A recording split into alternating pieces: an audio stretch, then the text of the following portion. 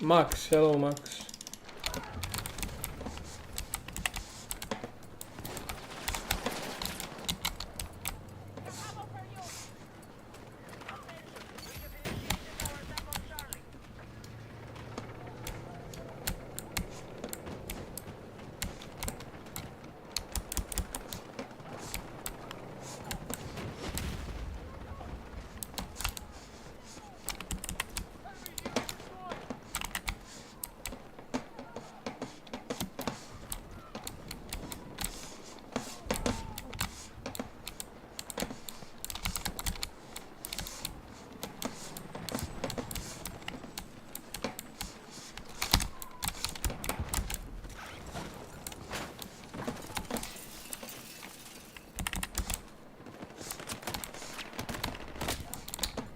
Fucking shit.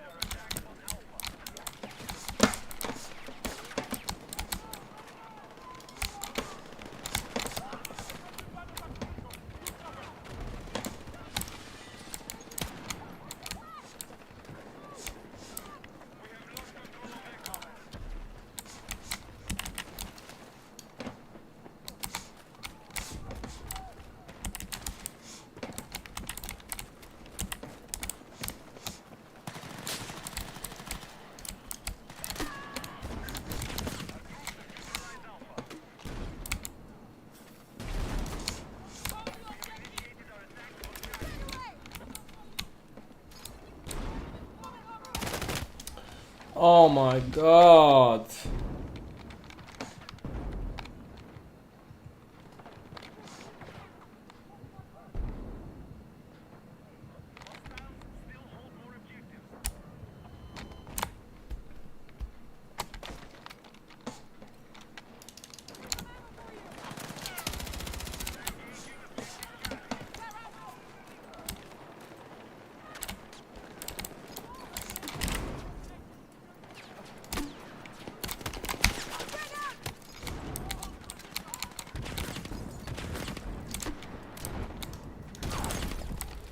Mysz.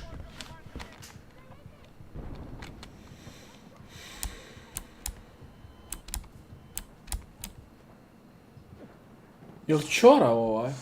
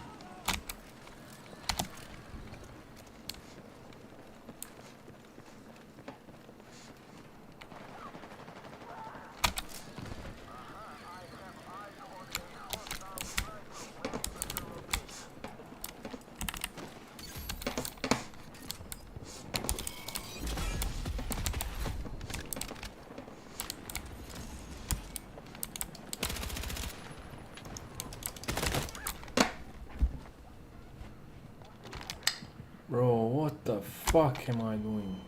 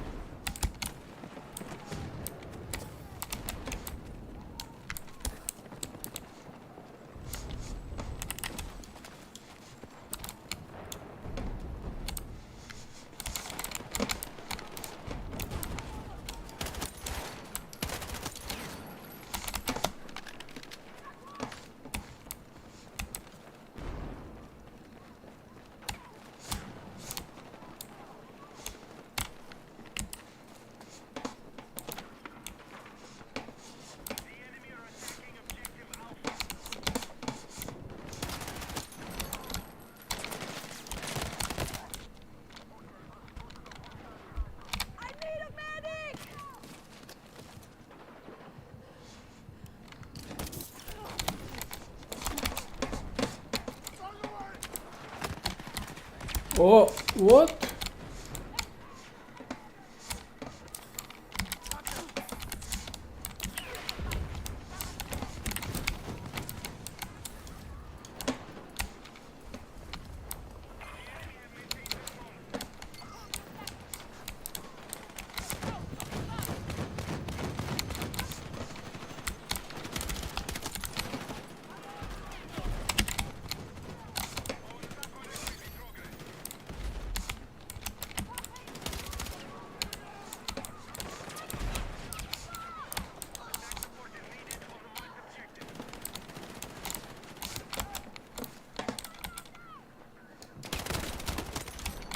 Motherfucker.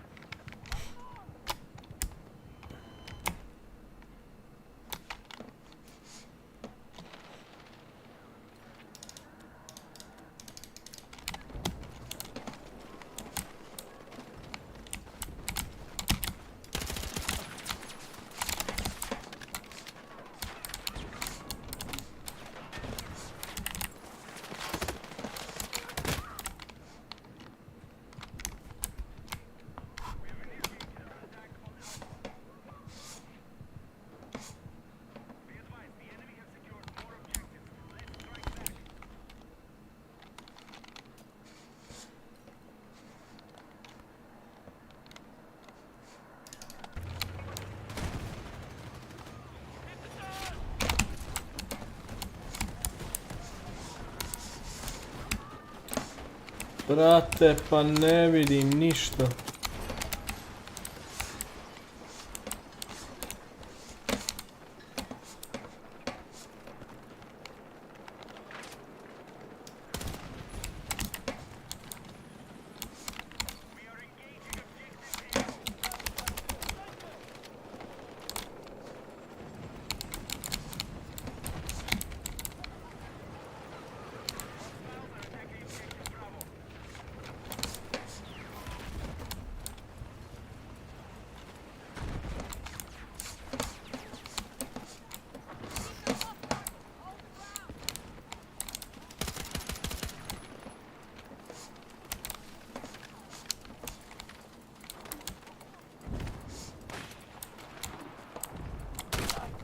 Mrš.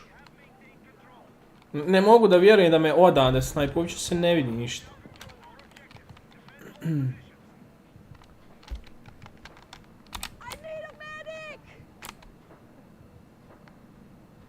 Ajde, ajde. Ej.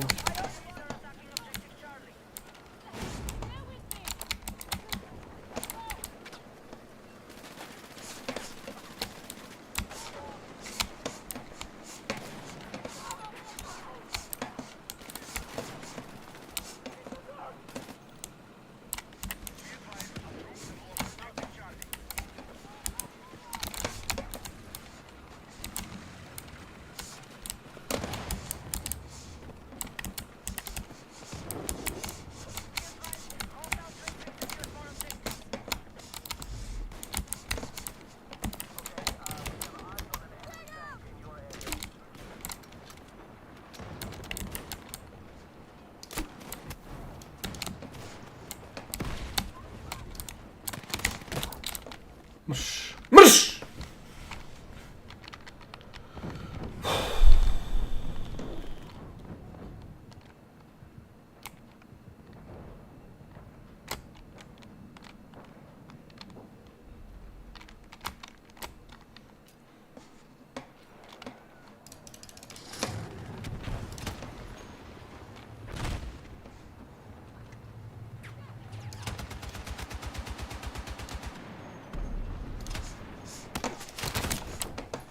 Wow, wow.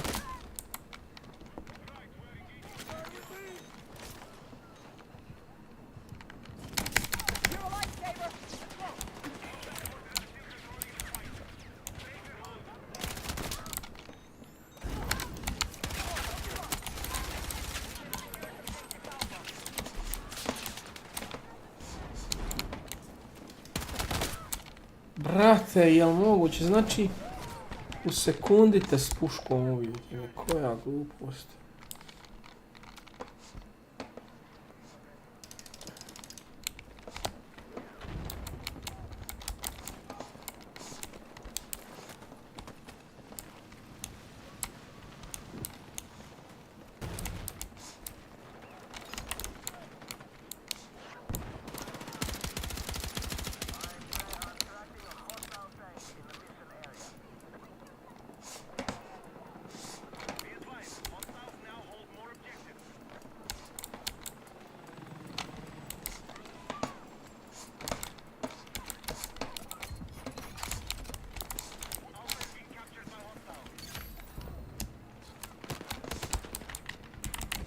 Ali kako je moguće da mene sam gađaju?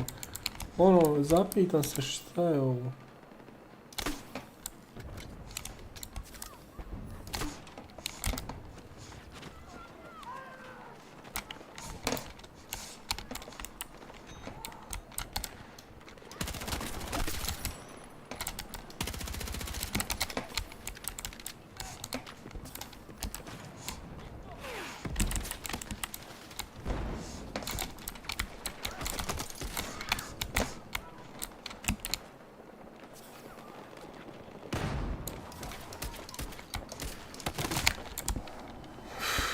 Koliko je ovo glupo šta ja radim, znači koliko je glupo. Znači to nije moguće.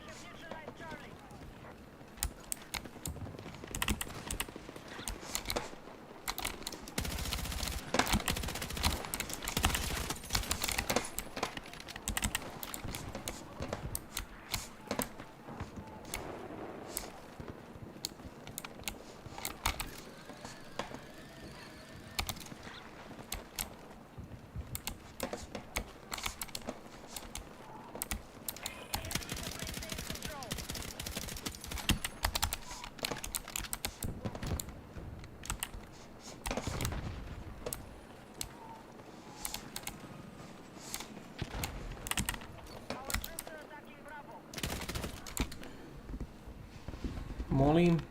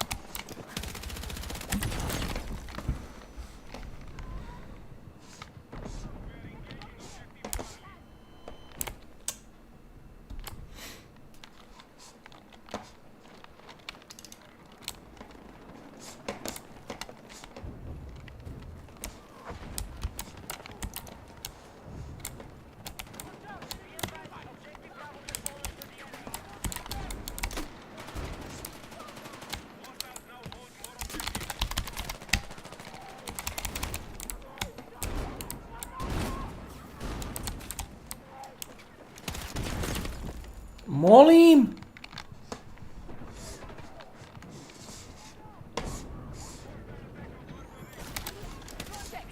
Enemy infantry.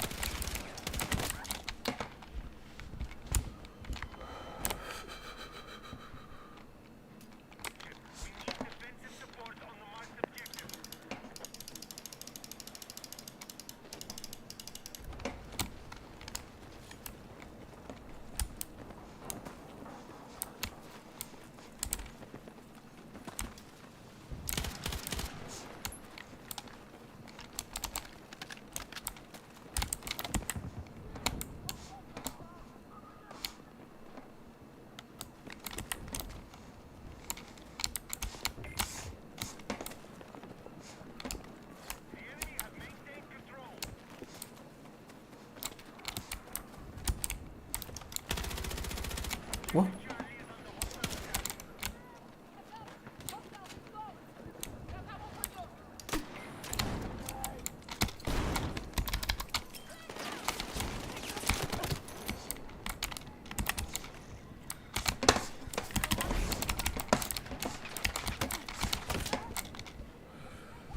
Motherfucker.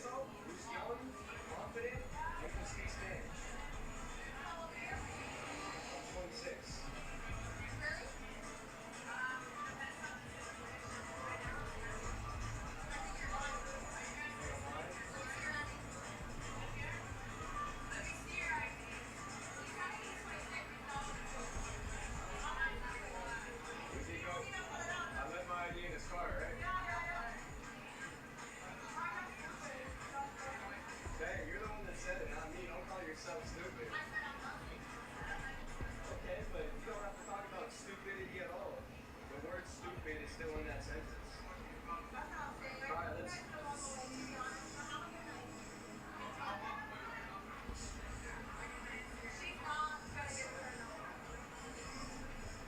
You don't think she should speak for herself? Let her say it. It's all good. No number. You missed out. It's all good. Have a lovely night, though. Hi, how we doing? Ready, set, go. I'm just following easy.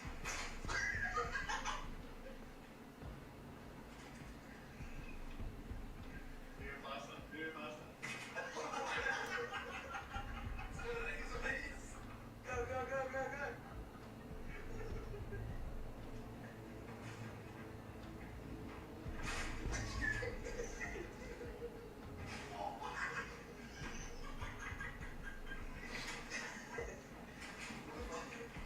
Oh shit, alright. Almost there.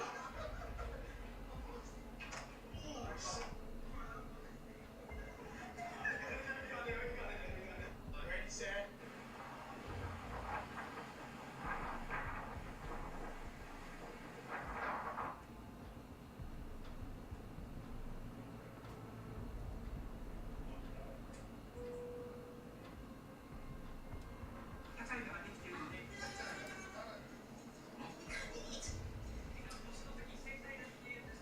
I'm not supposed to eat it.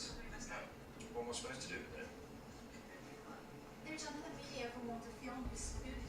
This lunch. We can't eat. Somebody else wants to film my lunch. Yes. Why do they get their own bloody lunch? Tickets are 8,000. Seriously, I'm not supposed to eat it. You're not supposed to eat. You are supposed to stand out. Okay, so you have to stand up, but we have to let you know. My wife loves me very much. Does she? Yeah. Her name is Sarah. Sarah. Yeah. Can you look into the camera? Sarah, you are the best husband. Hey, can you do me a favor? What's that? Can you keep my wife's name out of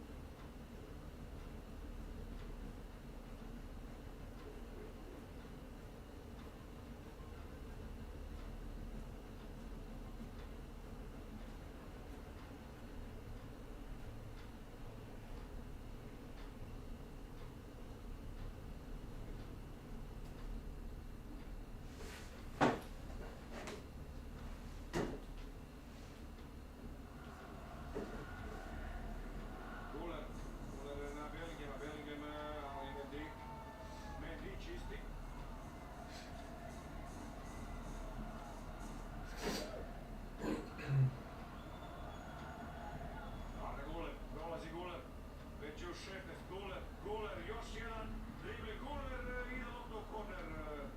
Promješao sada dvojicu Arda Guler i onda traži u bliži kut. Da vidimo. Ali blokirali domaćini. Možda i posljednja prilika u ovom dvoboju. Udarac iz kuta sa Real Madrid. Arda Guler kod lopte.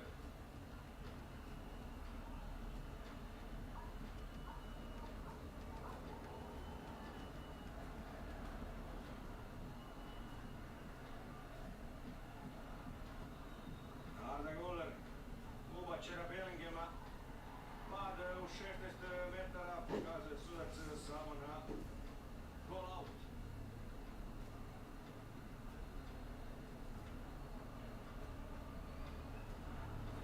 Druga povlačili Čavarija i Bakar.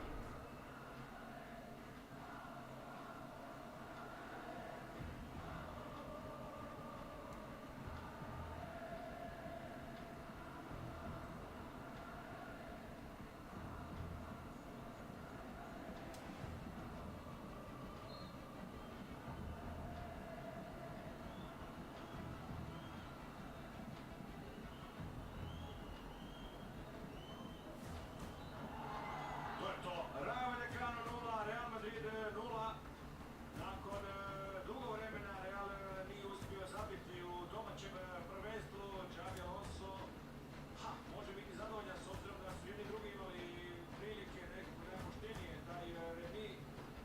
Ali evo, prekinuo se niz i Bamka stao je na 8 gola za redom da zabija pogodak.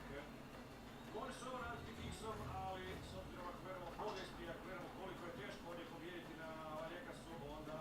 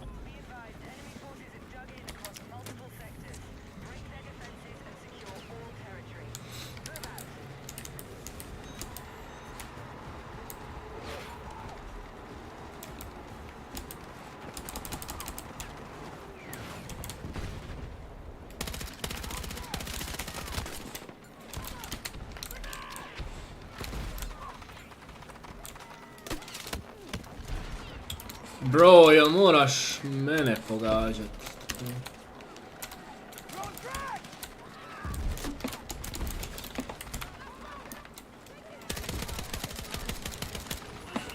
Zašto ne mogu ništa pogoditi?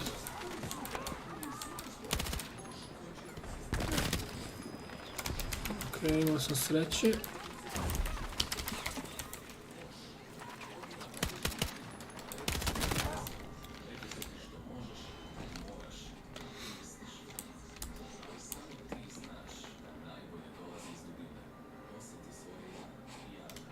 Mislim da je ovo bolji build, iskreno.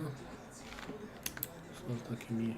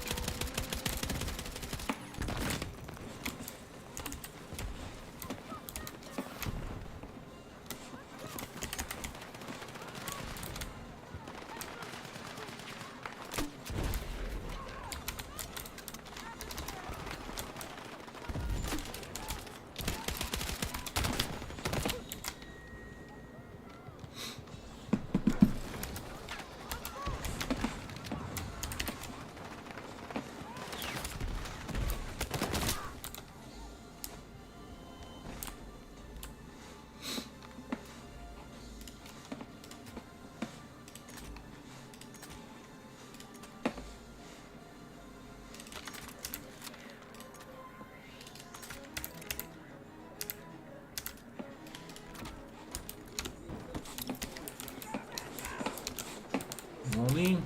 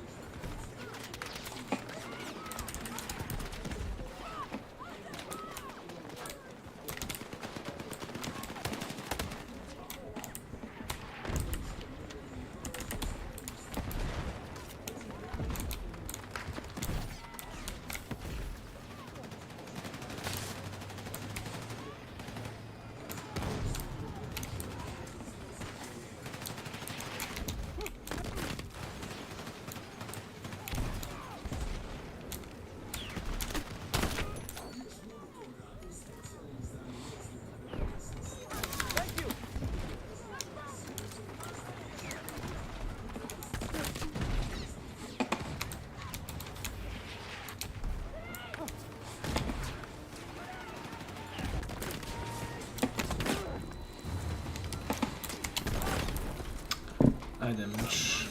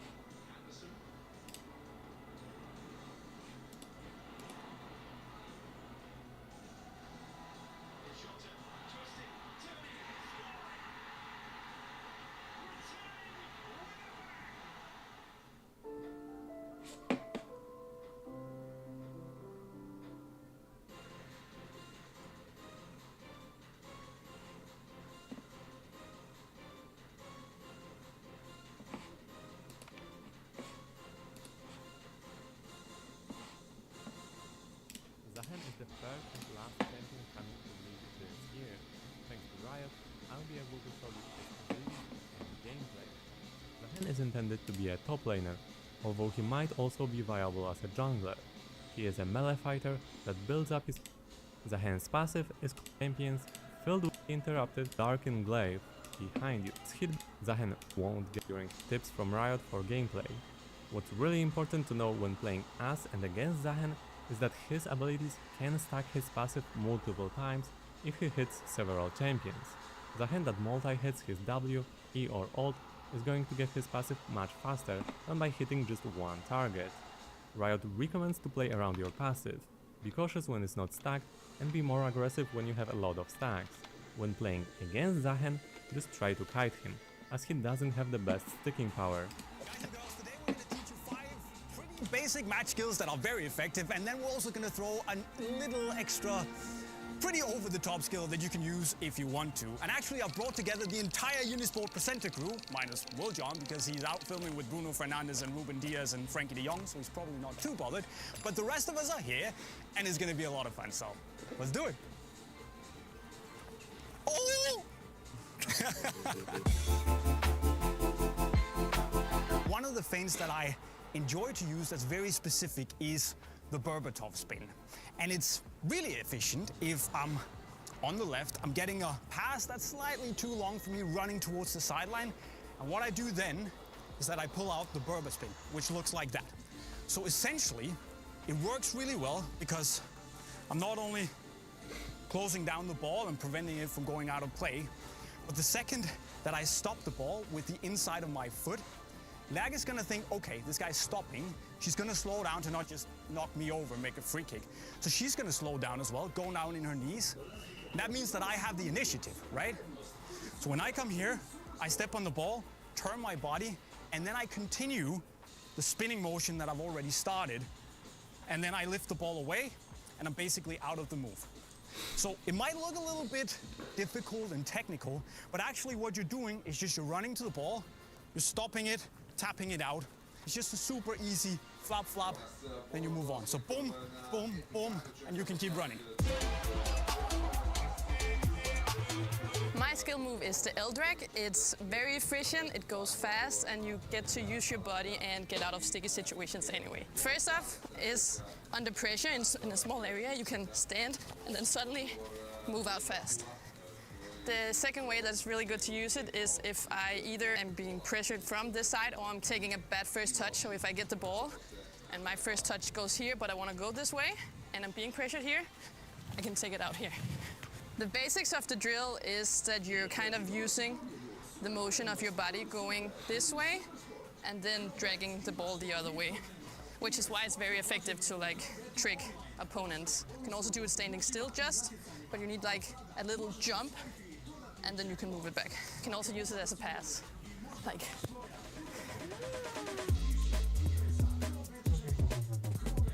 Okay, so first up we have the Boateng Slayer 3000.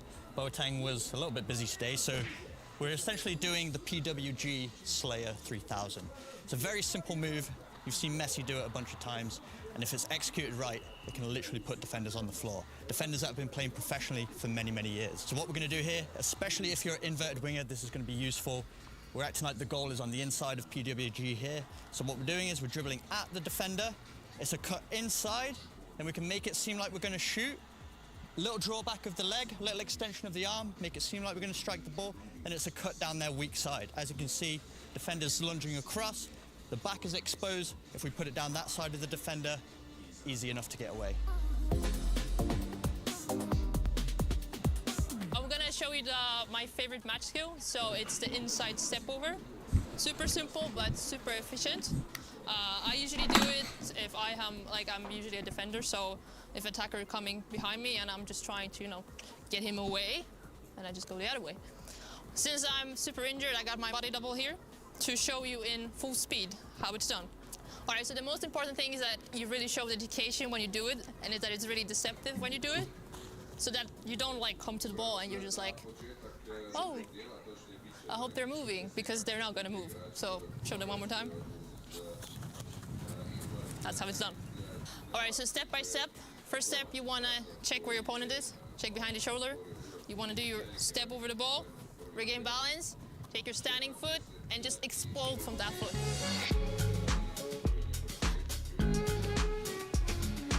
This skills, guys, is the double tap trap. It's skills from the street soccer scene, but you can also use it on an 11-a-side pitch. The skills is very simple. You have to do a double tap in the beginning to fake your opponent and make sure he will follow you on that direction.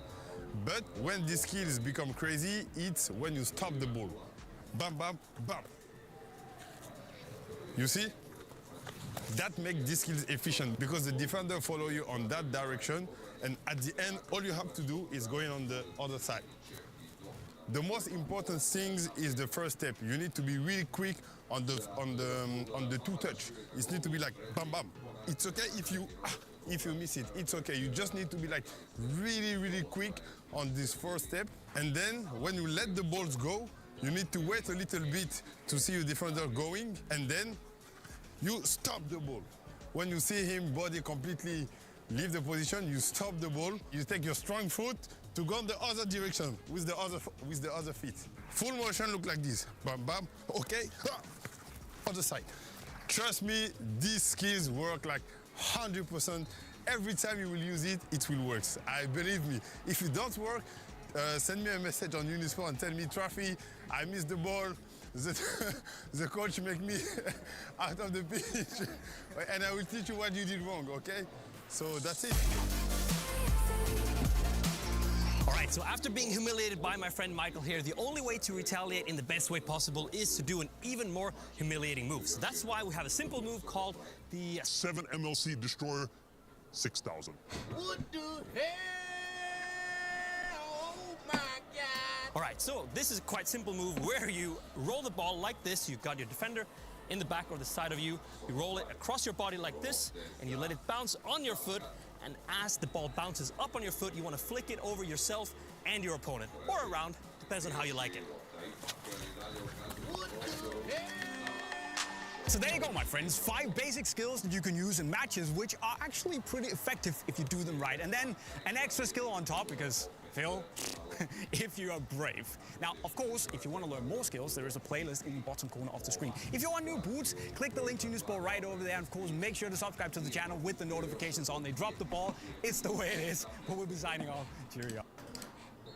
This is a $5,400 smartphone from a company called Vertu. And it is so luxury that I can just press this ruby button and be immediately connected to a personal concierge who will try to solve my every need. Are you a real person? Vertu is a fascinating brand because unlike every other luxury phone company who just takes an iPhone and covers it in gold, this is its own piece of tech designed for the ballers of the world. And it seems super legit. It's a British brand that was started by Nokia. Their official social media accounts hit hundreds of millions of real views. They sell in Harrods, which is a really well-established uber luxury department store in the UK. I even took a trip myself just to make sure, and there they were. Oh, they just got back to me. The concierge service is provided entirely by real professionals. Okay, can you book me a hotel in London? Send. This seems amazing, but there's something not right here. There is something very odd going on with this Vertu company. And so, we've gotten our hands on all the key Vertu products to get to the bottom of it.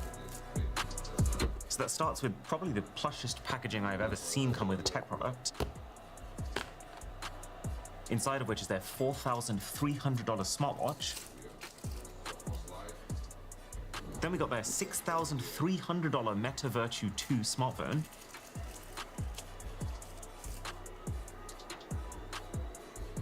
Their $7,940 flip phone, the Vertu Quantum. All finished off with their main new flagship phone, the Agent Q, that I showed you a minute ago. And all of these products have extremely beautiful presentation. They're just slightly strange. Like in this bottom box, we have a drawer which contains this tiny cable and a pouch for it, but they're just sitting there loose inside. Their other phones had chargers. This one didn't. And then above that is an envelope with a big chunky manual. But it's very interesting that the first language is Arabic for a phone brand that has England literally as part of their name. Maybe they sell more in Arab countries? And then the phone itself comes in its own completely separate, very fancy compartment.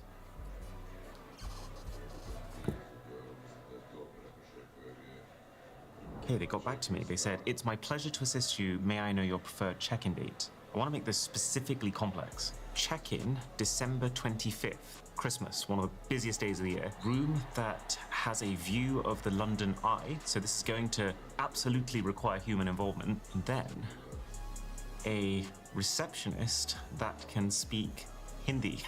Whoa, they just responded. Got it. Well, while that's happening, I gotta say, when I first saw these online, I thought they looked like they would feel cheap.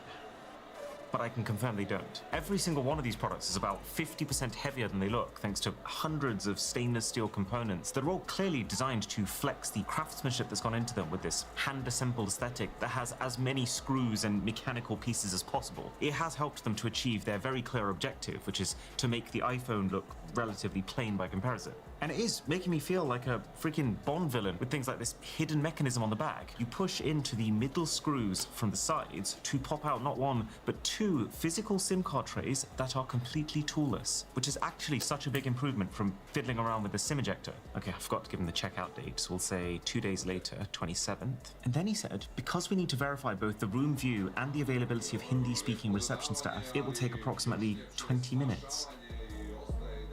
That's really fast. And I can see the appeal of the software too. Like the screen lock animation is absolutely sick. There's a whole bunch of different themes. There's Prada and Louis Vuitton and Hermes. It's hard to tell if they're genuine or not. But if Vertu has legitimately gotten all of these extremely high-end brands on board, fair play to them. And I've never seen a volume up and down animation like this. Although, horrible whirry vibration motor sound.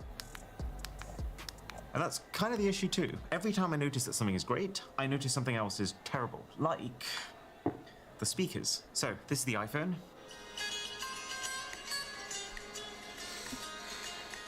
And this is Vertu's latest and greatest.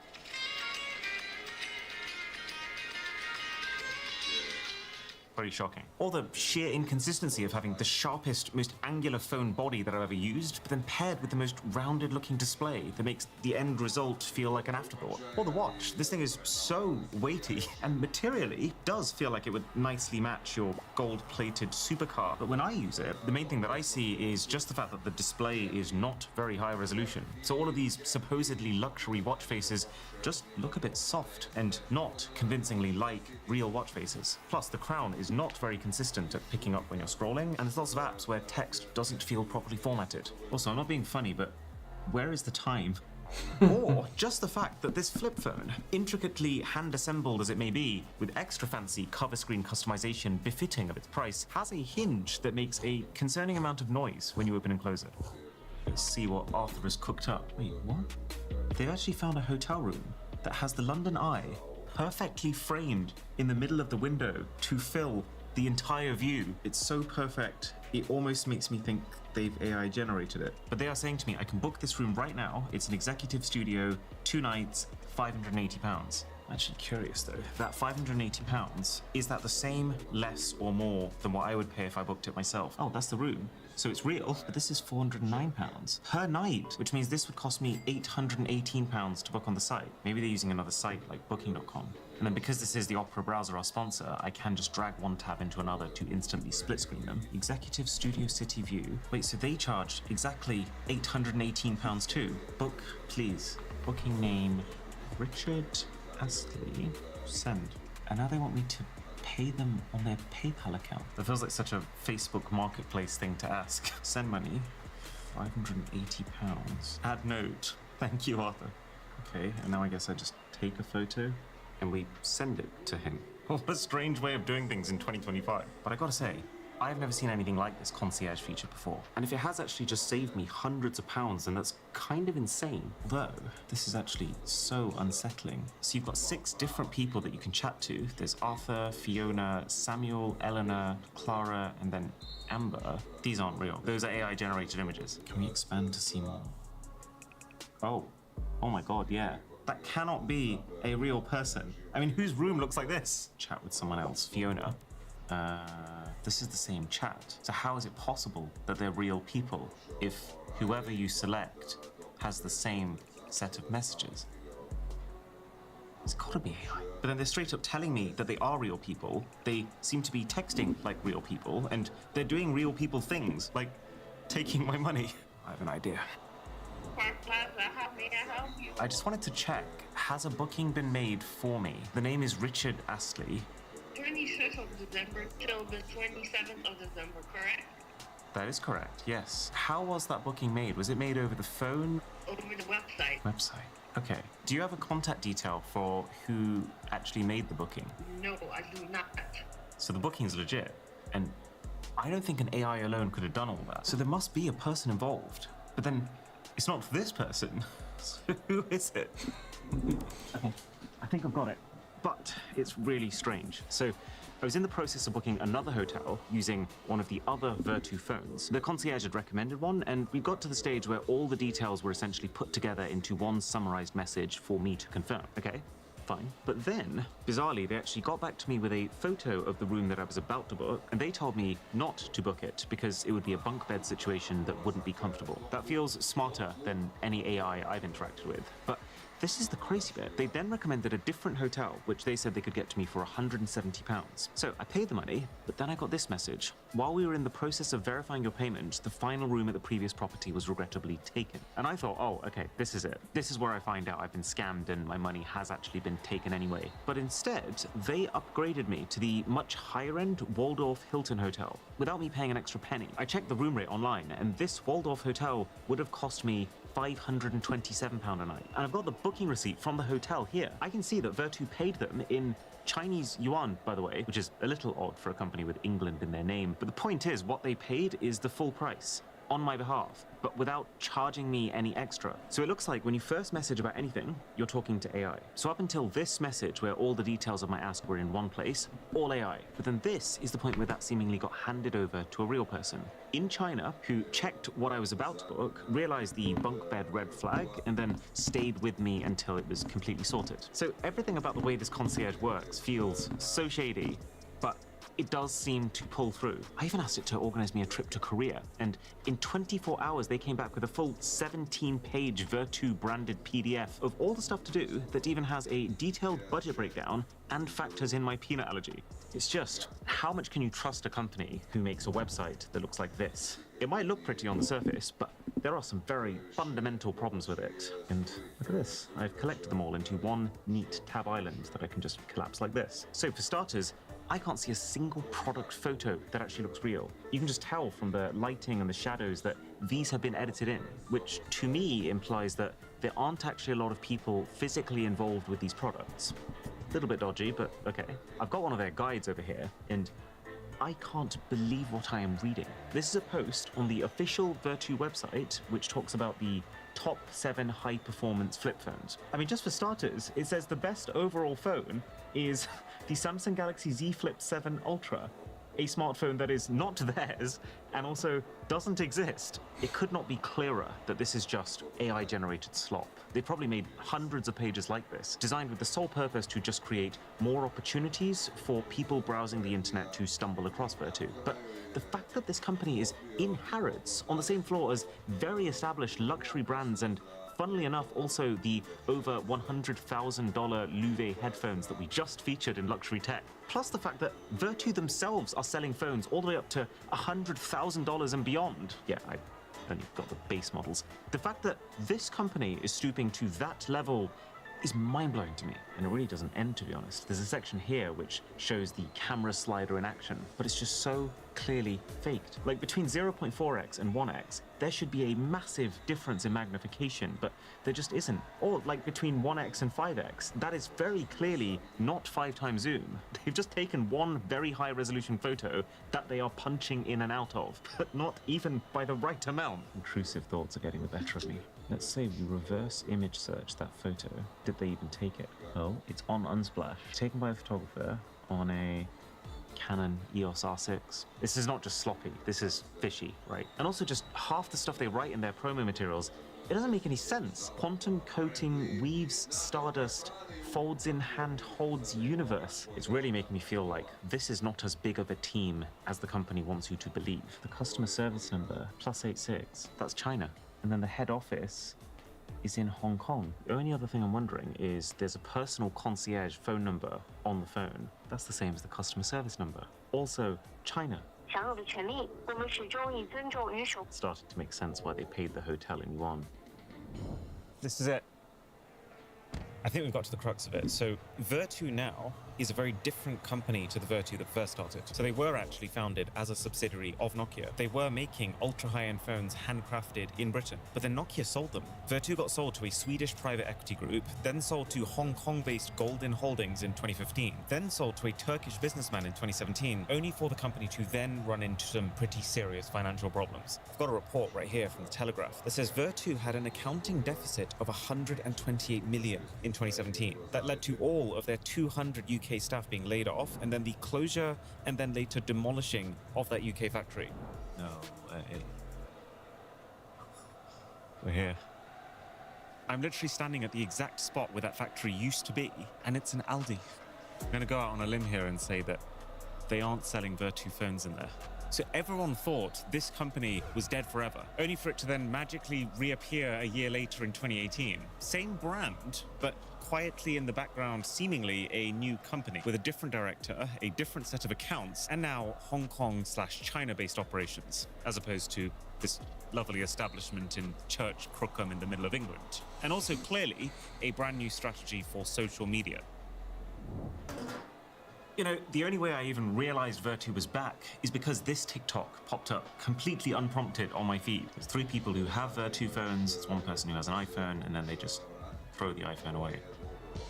Great burn, bro. This video has over 170 million views. There's another one over here, 36 million views.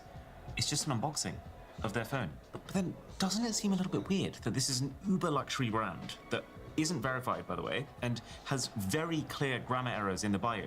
Like, they don't seem to understand when to use a comma and when to use capital letters. And the fact that they're using emojis to direct you to where to go for special offers, it comes across like the kind of company that writes their invoices in Comic Sans. I've got a camera test here. When you realize your $1,000 iPhone, it looks like a toy next to Vertu. That's an easy one to test. Okay, same photo on both. Oh, well, they were right about the toy thing. It's just not the iPhone. My teeth blend together on the Vertu.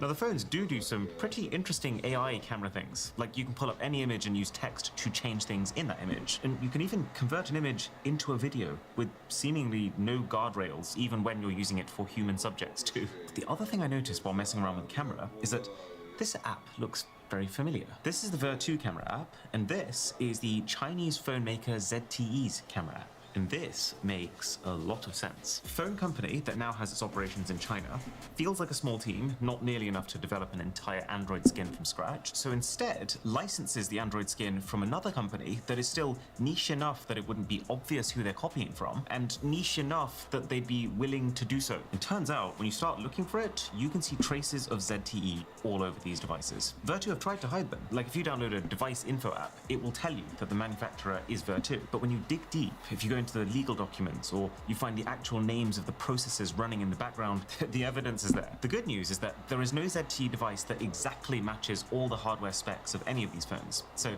what they haven't done is just taken a ZTE phone and stuck some leather on it. The bad news is that what they've done is also not that far off that. Because this Vertu Quantum, for example, when you look closely, starts to resemble the ZTE Nubia Flip 2, a remarkable amount. It's got this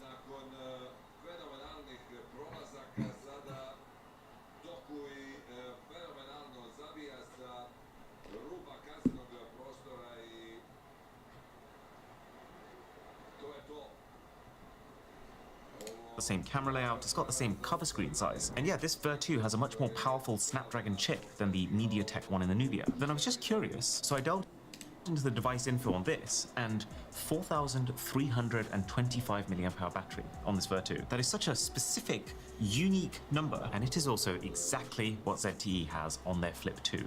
So this isn't exactly a let's take a ZTE and stick a Vertu logo on top, but it is a let's look at all of the available ZTE parts and pick and choose the ones we want for the Vertu, which ultimately makes all of these a very weird set of products. You're paying 5 times the price of a top-end flagship for a phone experience that's worth about half of one, a website experience worth, let's just say, negative points, but then a concierge service that is actually pretty interesting. It's just, you're effectively paying so much excess just for what will probably end up as 2 days worth of someone's admin time that you might as well just book that hotel yourself. And to do that, I've actually got a separate workspace on my Opera browser. So if you look at the top right now, this is all my work tabs. Then the second I decide I'm done, I click travel and it all disappears. So link below to download the Opera browser for free.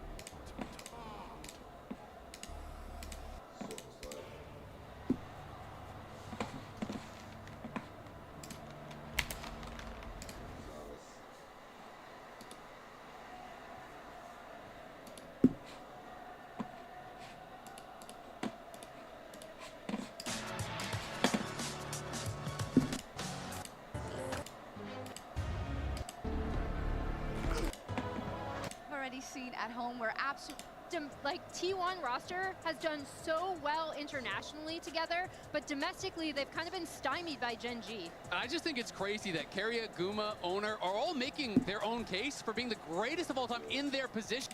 Coming in. SK텔레 이게 구마의 씨구나. 된장찌개를 서비스로 한다는 남자. 아, 나도 된장찌개 서비스 받을 수 있도록 잘해. So this is the first time I've actually seen this, and I absolutely love the admiration that he has, the sheer starstruck of being in the presence of Gumi. I mean, it's incredible. How can you not love Peter? Every video I watch on Peter just makes me more and more a fan of him. My favorite part by far is, wow, this is Guma Yushi. Also, that soybean paste slaps, so Absolutely. I'm actually kind of jealous. But I do think that Guma, he had a response for Peter, so let's take a look. You're going to play against Peter, and a recent... All right, let's get into the draft now. To me, Wukong and Rumble are super high priority, especially for KT, so you need to get one early. They do that, so they get the jungle part. I still think Perfect's Rumble is like... I think now Dokkan and Peter in that pure 2v2 are going to be feeling great, because Poppy, strong as she is, can struggle in the lane, particularly against a bully like Ashe. And it is Carrion's Poppy, so he could just have a magical Poppy ultimate lane. World's Finals preview, triple BDD, Bentelia's up.